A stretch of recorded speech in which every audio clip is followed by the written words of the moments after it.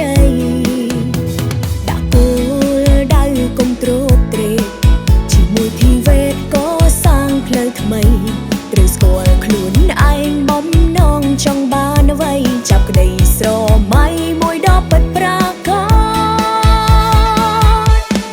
ដើរលើវិថីពេញដោយក្តីសង្ឃឹមអ្នកត្រូវរឹងប៉ឹងសំឡឹងមើលទៅមុខចាប់យកឱកាសដល់ជាយាមមោះមុតទៅអនាគតជីវិតយើងនឹងប្រសើ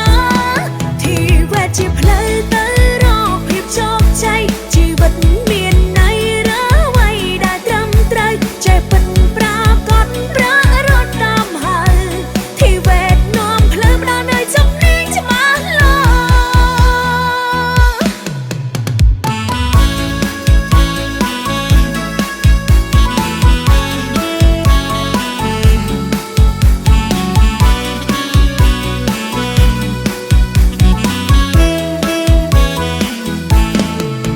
យើងចាំដើ